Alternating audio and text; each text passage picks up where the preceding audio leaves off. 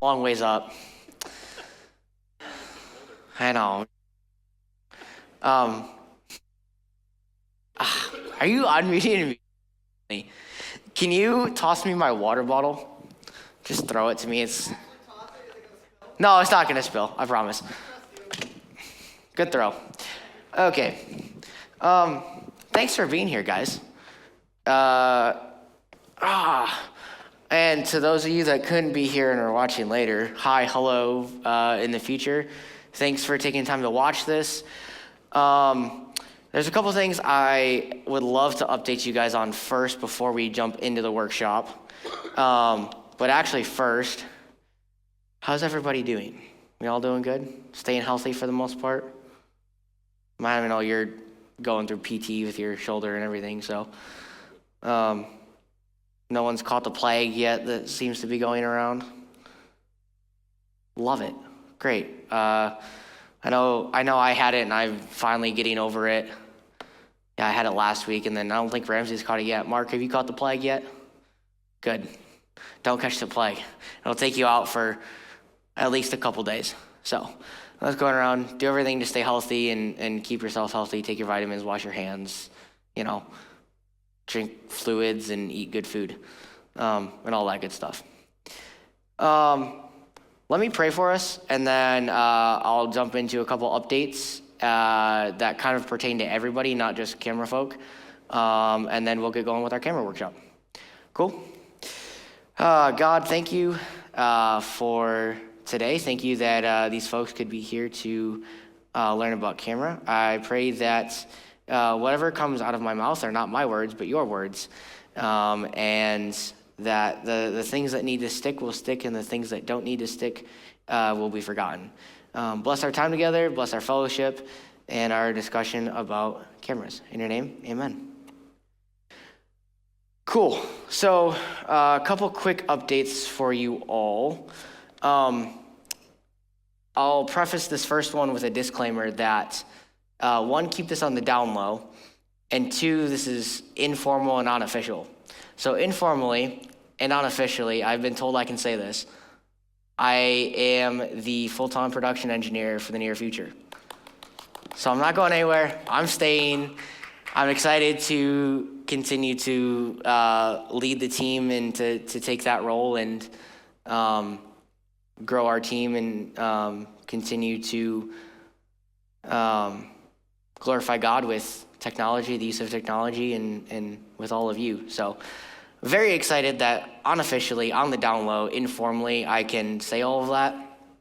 Jeff just told me today, and I was like, well, I should probably clarify with him before I say this to the team tonight. And he said, yes, informally and unofficially. So there's some things we got to work through, and all the little details that go into transitioning to a full-time position. So the other update is that if you haven't yet, fill out if you're interested in audio, fill out the form that I sent out in last night's email, or yesterday's email. It wasn't last night. Yes, it was last night. It was last night. I sent it during class. I sent it during my block class because I can't follow that professor worth a lifetime, so I have to be doing something to keep myself engaged. Fill out that Google form. I know Tuesdays are not everybody's favorite, but with the encounter nights on Wednesday, the encounter night rehearsals on Monday, and I have class on Monday, so I can't even make those, and then rehearsal on Thursday. Tuesdays and Fridays are really the only open dates in March. But I'm realizing as I interact with more audio folk on our team and just listening to things there's some things that we need to get done. Reminders we need to talk through, some training we have to do to get everybody mostly up to speed. So if you're interested in audio, fill out that form. If you can make a Friday work, shoot me a text or an email. I know Friday nights are family nights for people, as well as sports and other stuff. So I understand if you can't make Friday work. I also understand that Tuesdays are hard to make work too. So if we can't get one scheduled hi Nate, welcome. If we can't get one scheduled for March, I will make sure that we get one in April ASAP. for audio. So if you're interested, we can get that done. Nate, quick update, recap of what I've just talked about. We prayed and we kind of just mingled for a while, and then we mingled and then we prayed. So we're just getting started. I'm going to do everything I can to get us out by 8 o'clock because Michigan State's playing, so I want to get home and watch the rest of that game if I can. But also because I know I talked forever last time, so I want to get you guys out of here at a semi-decent hour. So I'll do my best to get us out at 8. Informally, on the down low, unofficially, I am full-time now at Livestream.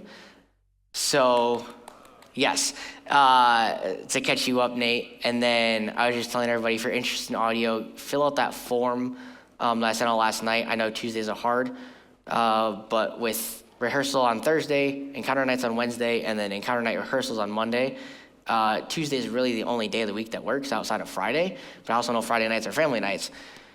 So if Friday nights work, please shoot me an email or a text. If you don't have them, they'll be at the end of the presentation. And yes, cool. Otherwise, folks that are watching later in the future, if you're not interested in camera, you can tune this out now, exit out, go back to doing whatever you were doing before this. Folks that are here, hi, welcome again. We'll jump into camera stuff. Ramsey, go ahead and go to that next slide. We're gonna walk through just basic common terms, common functions. I obviously did not actually check this, so I apologize if you can't really read that well.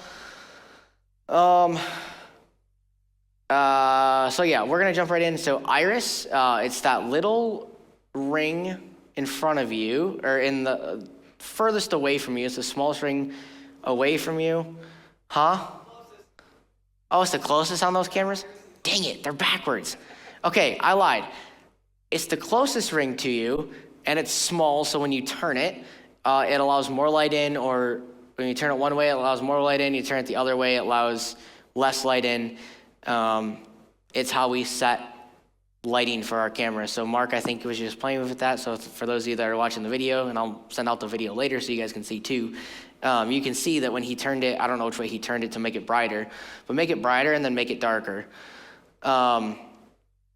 And then put it back right so it doesn't look awful for the rest of the video.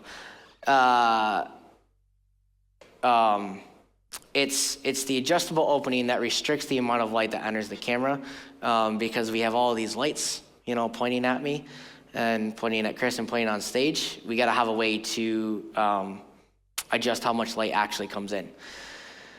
The focus is the biggest ring that is furthest from you on our cameras. And it just how clear the shot is. So Mark is probably putting it out of focus and then back into focus right now. And so we want our shots to be as much in focus as possible. On the two main cameras specifically, once our focuses are set, there's a little green box that tracks your eye, which is super cool technology, that I don't know when Canon introduced it. I know Sony, the Sony A7 line was, I want to say, one of the first, I could be wrong about that, one of the first camera lines to have that eye tracking technology, and then it seems like everybody's kind of fallen into line. But once that's in focus, once these two cameras are in focus, that eye tracker will keep me in focus no matter where I walk. And it'll keep me, I'll just keep the shot in focus. No matter who you are, whether it's Chris walking around or we're panning across the stage, it keeps everybody in focus. ISO, it's a number that represents sensitivity to light. A higher number indicates higher sensitivity and a greater ability to capture light. A lower number, the opposite.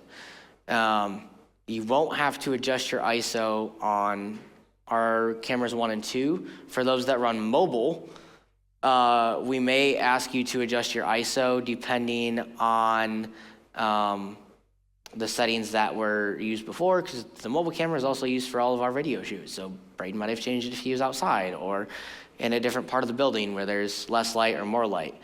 That's really creepy. Oh, nice. Okay, that's perfect. I'm just gonna not look at the stage displays because that looks really creepy. I'll try to look at the camera and look at you. So that's the ISO, and then tint is adjusting the color balance of the image to compensate for color casts. You won't have to touch those at all on our two main cameras, but on the mobile camera, again, you probably will have to adjust it depending on what was used before. Yes, questions. Also, questions anytime, just raise your hand and I'll jump to you. Are those ISO and tint, are those like buttons on the... Yeah, so for those of you watching online, the question was, Denise asked if ISO and tint are buttons that we press. In essence, yes. It's a touch screen, so on the mobile cam, it's a touch screen.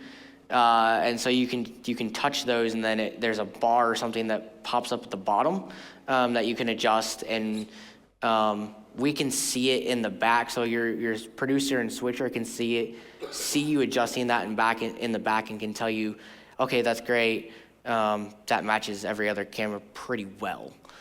For the most part, I think we hang right around 41. Yeah. 4100. Yeah, on our balance. And then yeah, I think it's actually minus 10 tint. Oh, is it positive 10? Oh. I think I had it set to minus 10 last week. I'll have to look. Anyways, so that's that. Those last two specifically are more so for mobile rather than our two main cameras. Because those are already set and those don't change week to week at all. They aren't used for video shoots unless we're doing video shoots in here, and then again they still don't change. So Ramsey, next slide. Common shot terms that you'll hear as a camera op. You'll hear push. And that's a shot that starts wide or medium wide and zooms into a tight shot of the subject. Typically, I'll talk through this a little bit later, but typically we want to shoot for belly button up as a stopping point. And I'll explain why a little bit later when I talk about the different types of shots that we do. Yep. Mark is showing a great example right now on the stage display. Actually, Ramsey, can you throw? You probably can't on the side screen. Can you do one side screen so that these guys can see what Mark's doing too, instead of just me yapping about it and them reading words? I don't know if that's possible. Yeah, there we go. I love it. Okay. So a pull is a shot that starts tight and zooms out to a wide or medium wide position. Typically, a push and a pull shot. These three shots we pretty much use all the time during worship. And then we'll pull, and it'll go out to a medium wide or wide shot of the room, including the subject. I'll talk through specifics on that a little more later too. Pan. Pan is a medium tight shot, typically like knees up or waist up, so that we can account for height differences in people. That moves from left to right or right to left across multiple subjects. Typically we'll pan across singers, or we'll just pan across the band because we can catch people in that second row of the band too. Ramsey, go to the next slide. Best practices. Hey, that actually didn't cut off. Nice, good job, Ben. Best practices. So these are things that you should be doing on Sunday morning when you get here.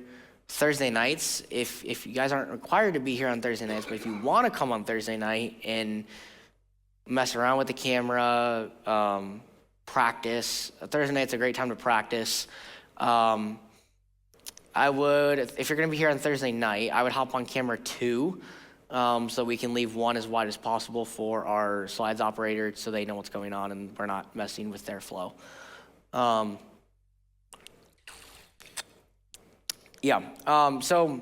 the things you should do, check your iris. If it looks blown out, it's probably blown out, but you can check this with the switcher or producer, depending on who's on comms at the time or who's back there. And I say if it looks blown out, there's a chance that it is. It doesn't mean it always is. It kind of depends on, if you're looking at these screens, it might look blown out on these screens, but it may actually be fine in the back. I know we've had that before where, it looks really blown out on the side screens, but in the back it looks fine. Ramsey, you had your hands up? Yeah, I was gonna say what you said. Oh, okay, cool. Yes, same thing with focus. If it looks soft or out of focus, it probably is.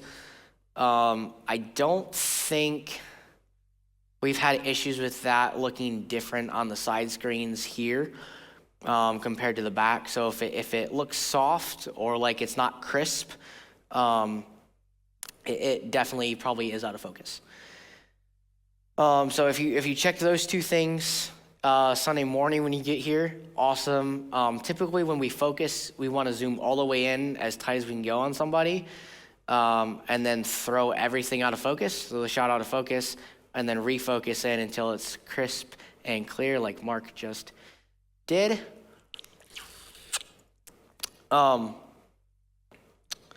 Yes. 3, don't change shots while you're live. If you're zooming in, if you're pushing in, push in.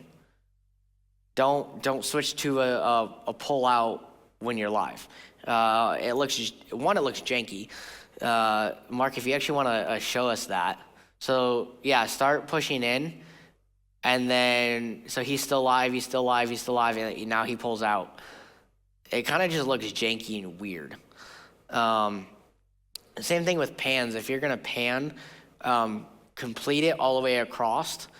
Don't start to come back or don't stop when you get to the end. Keep going until you hear from your producer or your switcher that you're not live anymore. Ramsey.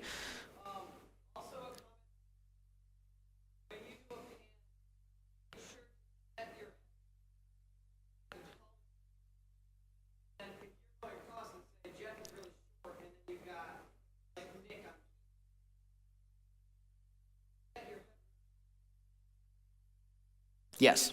Yep. Correct.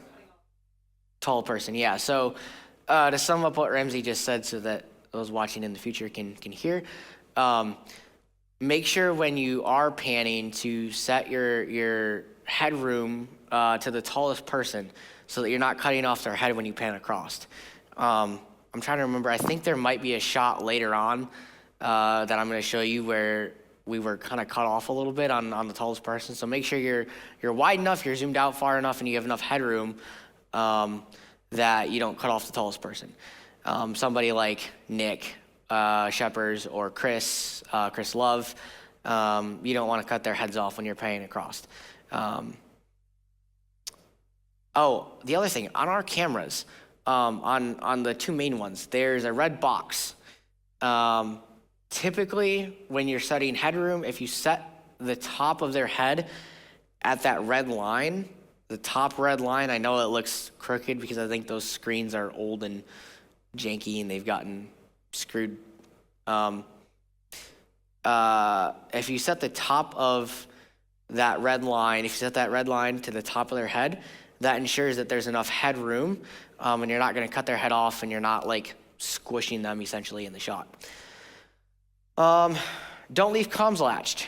I know that some of us like to leave comms latched when we're on camera to communicate with our switcher or producer. However, as much as I appreciate your communication, it muddies overall communication and makes it hard to hear, especially for cameras when we're calling out shots. Which kind of leads me into the fifth one. If the switcher producer asks for something, do it. Now, if they're asking a question, yes, you can respond. Don't leave your comms latched, though. You can press it and let go, and that won't latch. So you can press and hold while you're talking, and then once you let go, it'll turn off when you're done talking. That way, we don't have muddy communication. Everybody can hear, and we're not like, "What was that? I'm hearing things in the room. What'd you say?" So, yeah.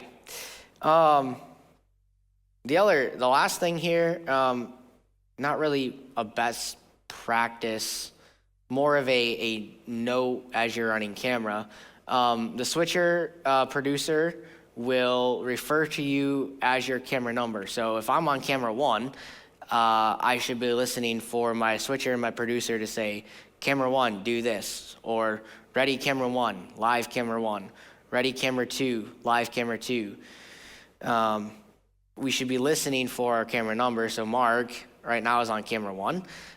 If we had a switcher in the back or a producer in the back, or both actually, Mark would be hearing on comms, ready one, or ready camera 1, depending on the person, live camera 1 or live 1.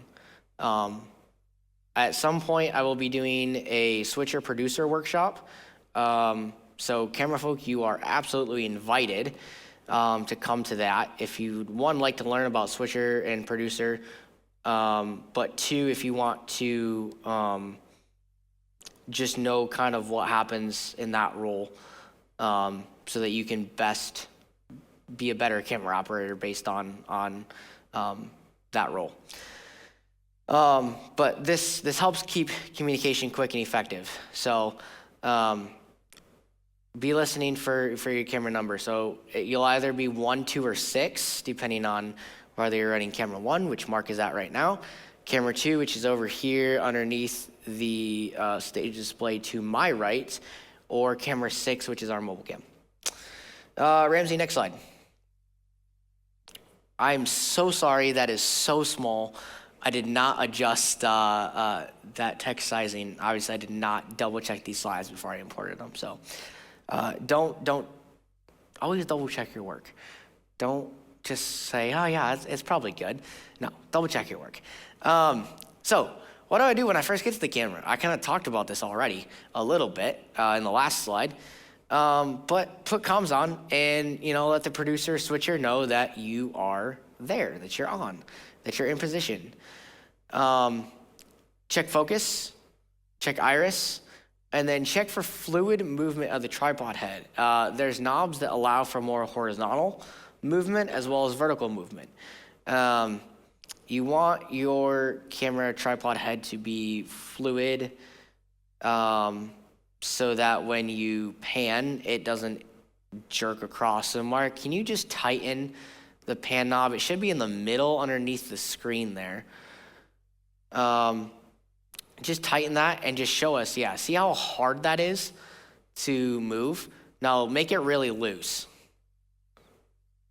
See, now it's really loose and it's kind of just all over the place. And the camera kind of drags because of the cables pulling on it. So you really have to hold on tight. Now put it back to a normal kind of setting there. And now, just pan across. I know there's a bunch of dead space, but just pan. See how much more fluid that is compared to it being really tight or really loose? That's what we want to go for. That allows you to have the most flexibility when you're panning. Same thing with vertical. Mark, go ahead and make it's on your right side there. Make that really loose. Or really tight, doesn't matter. See how the camera just goes? Yep. Now, there's some things that I can do to help fix that. But the camera is a little bit back end heavy with the cables and everything, so it is gonna pull up. And so if you're not holding on tight, that thing's gonna drag up on you and it's gonna look really weird, especially if you're live. Now do the same thing and just make it really tight. And try to pan up and down. Yeah, you're not gonna be able to adjust your headroom very easily. And then just make it normal again. And now pan up and down. See how much better that is? It's not pulling up on you. You can pan up and down really easily, and it makes it easy to follow people. So like, if I were to jump down here, I'm just gonna do this for purposes. Oh, jump down here. See how fluid that was? That's kind of the fluidity that you want to go for. That's kind of what we're looking for. Go ahead and go to the next slide, Ramsey. We're gonna walk through 2 sets of shot examples and Q&A in the next 18 minutes.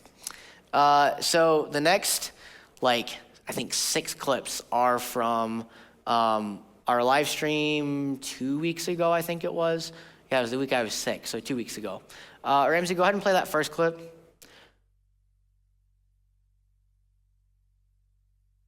I feel like that clip is slowed down. Felt a lot faster. Oh, actually, no, that's fine. Okay, play it again. So we're pulling out here, but notice one thing when we get to the end. It just stops. Don't just stop. That's one of those things about not changing your shot when you're live.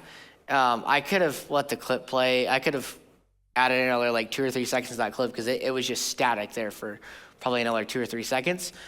Now, partly that is on our producer, switcher, whoever it was that week. I'm not going to name names or call anybody out.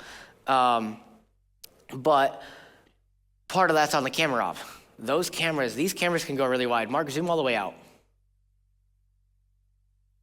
These cameras can go really, really wide. So that's probably only halfway zoomed in. Keep pulling until, in this shot, whoever the camera op was, just keep pulling until you hear from your producer switcher that you're not live anymore. Jeff, go ahead. Maybe you're touching on this. On a push, when we're doing that, is there a point which you don't want to get just their nose? I mean, Yes, and can we stop a push if we haven't been switched? I will touch on that in a few minutes. So yes, I'll get back to that. So Jeff asked about at what point do we stop on a push, and I will get to that in a few minutes. Ramsey, go to the next one. So notice we're panning across here. And the camera kind of dropped down. So Amy's probably the tallest. Amy, Brandon, maybe Jeff Brandon there that on electric. Play it again. Those two are probably the 2 tallest in the shot, I would say. And the camera kind of just drops down. When you're panning across again, set your headroom to be the tallest person in the shot and don't change it.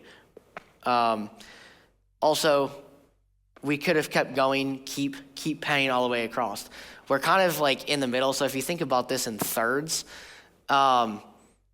Amy's head is almost cut off, and she's on the far right third of this shot. There's nobody in the middle. There's kind of just dead space.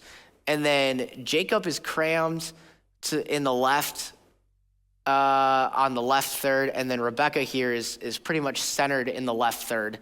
But we don't have anybody in that center third. Just keep going. Keep going. Don't just stop. Just keep going. Finish your pan all the way across so that when we get to Rebecca, she's either in that center third. You can center third, or it would be that right third of the shot. Ramsey, go to the next one. Yeah, we're just gonna hang here for a second. This is from, I actually don't know if this is a mobile cam shot. I kind of just assumed it was. Okay, great. So mobile cam shot. There is a lot, you can see, I should have brought a pointer or something. But one, there's two things I'm looking at here. One, who's my main subject? I actually don't know in this shot who my main subject is. It could be Rebecca. If it's Rebecca, then this shot needs to pan more towards the audience and put her in, at minimum, the center third of the shot. Or if it's Jeff, Rebecca's kind of impeding on the shot. And so you see the back and side of Rebecca, which your eyes are gonna go to the thing that's closest to you. I could actually be wrong about that, but I'm pretty sure that's right. Mark is requesting that you look at the other screen. The other screen, sorry, I can do that. So notice that, yeah, because I'm talking with my back to you, obviously, duh.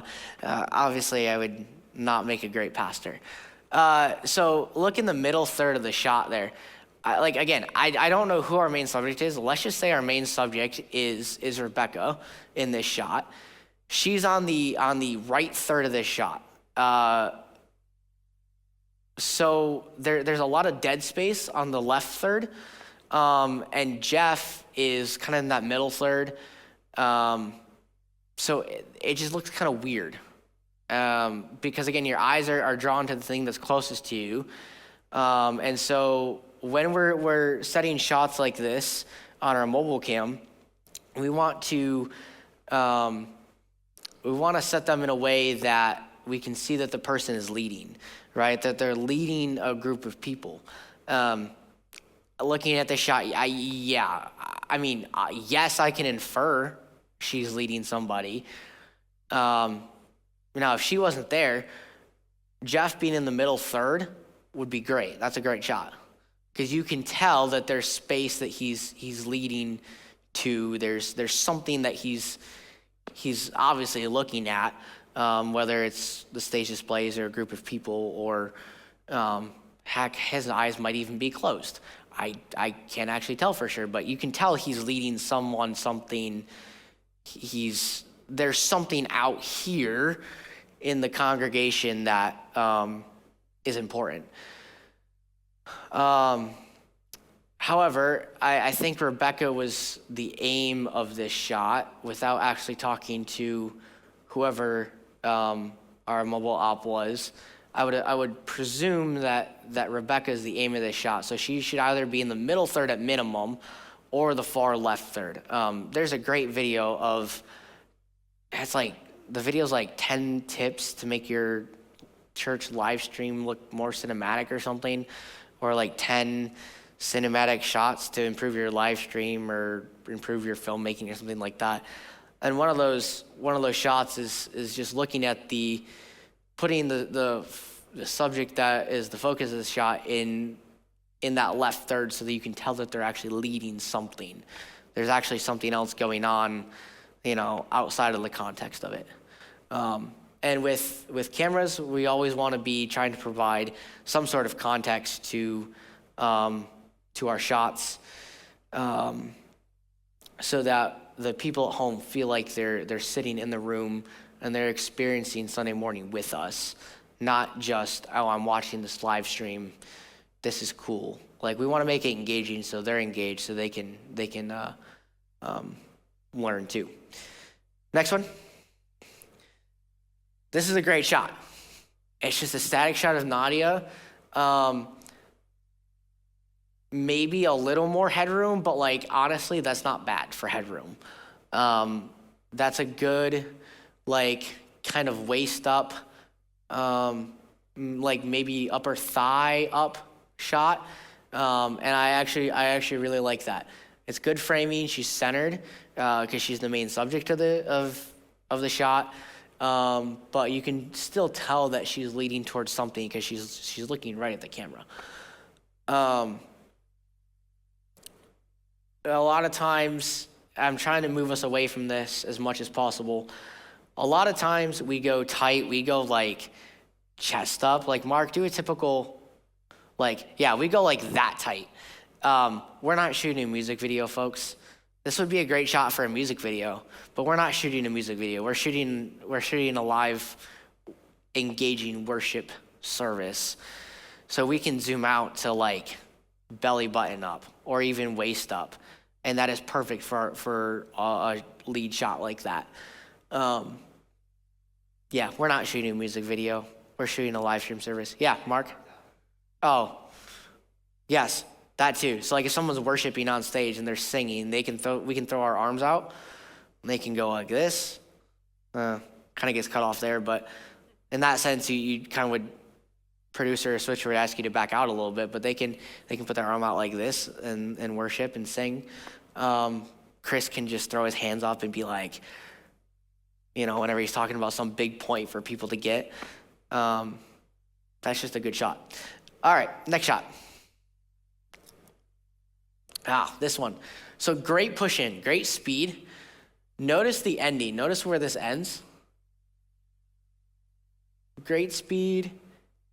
And we're cutting off her head.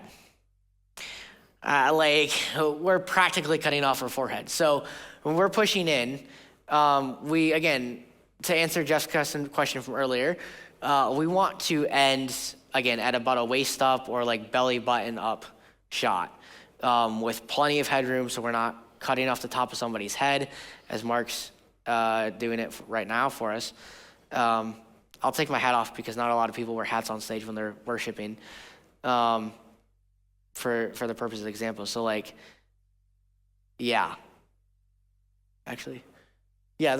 probably good headroom.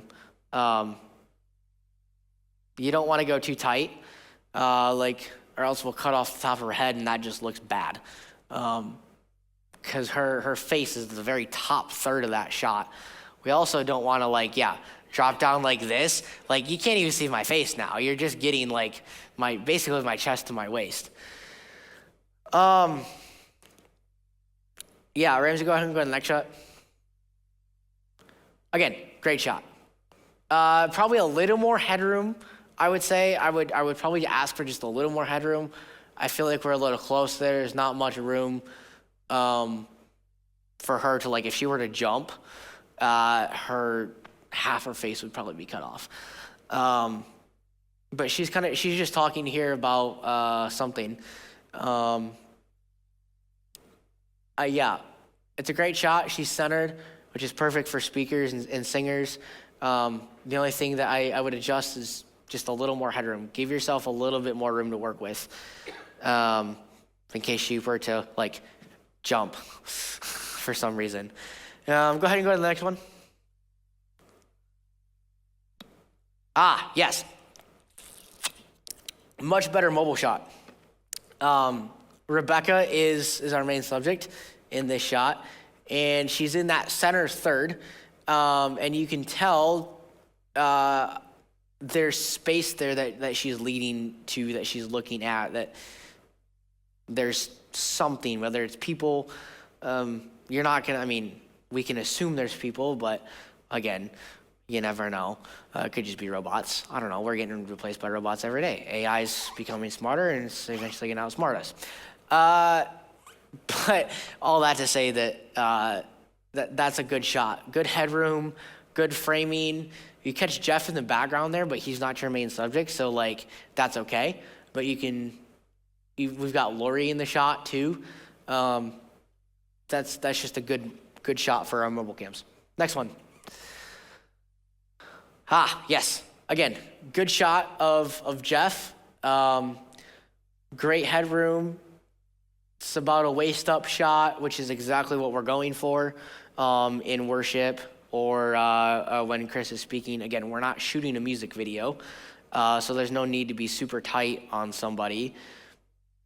We're trying to make sure we give context to the room, we give context to what's happening so people, again, feel like they're worshiping with us, even though they're sitting on the couch at home. Next one. I think this is the last one. Cool. Again, I don't know if that shot kept going or not. I cut it off there, but again, that was a great speed for your push in. I don't know if I should have let that shot go longer. Yeah, too much headspace. Yeah, there's too much headspace on that shot, actually. Yeah, now that you say that. We should, when we push in, Mark, do that again. So when we push in, we should try to keep the headspace good on our subject. So if we're pushing in, like we probably should be pushing into Lori on this shot because she's leading. Keep your headspace down. So we don't need to see all of that room at the top. Yeah, the cross is cool. It's great for context. But that you don't need that much headroom at that point because I believe that shot started a bit wider,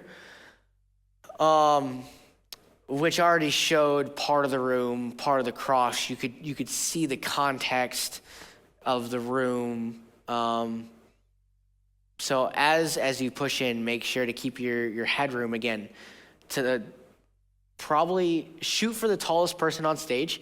And then keep adjusting as you're pushing towards your subject. So if you're pushing towards Lori, you're gonna have to adjust that headroom down as you get closer and closer and closer. I think that's the last one. So now we'll do some live examples. I should pull up that list. So Mark, zoom all the way out and just do a really fast push. Like a lot faster, yeah. Like that's, yeah. So we don't want to zoom in that fast during a worship song. You can pull out really fast now too. Yep. We don't ever want to pull out that fast. Yes, to some extent, match the speed of the song, but also we don't want to give people motion sickness. So now this is really slow. This would be great for a slow song. And our switcher or producer could actually call to cut away from this and come back. And that would look kind of cool. So that's it's kind of a slower push, however, still good speed. Yeah, Nate.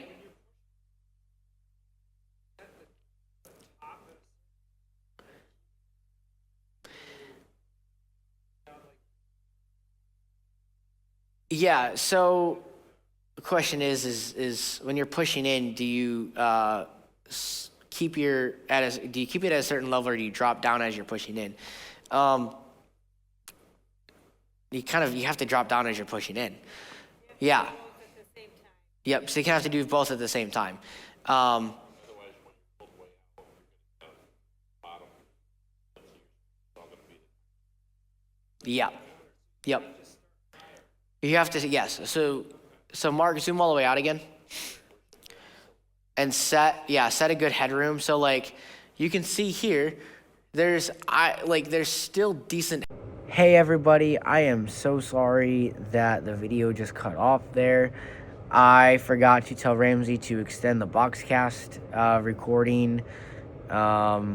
So it cut off at 8 o'clock when I told Boxcast to shut off. So that's on me. I apologize for that. Essentially the last 15-20 minutes, we just talked through different shots, different live examples, both good and bad. Whether it was like proper headroom or too much headroom or not enough headroom, or when we follow somebody, we want to make sure that if they stop, we stop too. We don't just keep going. Likewise, if we're following somebody, we don't want to stop early and then continue walking out of the shot. I don't know if I answered this previously in the video or not. However, I'll answer it now. Jeff Kaiser asked a really good question last night about whether we should continue to follow someone as they go off stage if someone else is coming on stage. And so my answer was follow the person that's coming off stage. Continue to follow that person no matter what. Because if you switch to following the person that's coming on stage, that's essentially changing your shot live, and we don't want to do that. So continue to follow that person that's coming off stage. Whether it's Chris or Josh or whoever it is coming off stage, continue to follow them all the way off stage until you know for a fact you're not live anymore. yeah, I think really that sums up the last like 15, 20 minutes that we had together that wasn't recorded. So I apologize for that. That not being recorded. Yeah, I'll make sure that doesn't happen again. But guys, thank you for taking time to watch this recording and watch this video. I really appreciate all of you and the ways that you're willing to serve and the time you're willing to take so we can grow as a team and grow in our skills together so we can continue to serve the Lord to the best of our ability. I will see you guys on the flip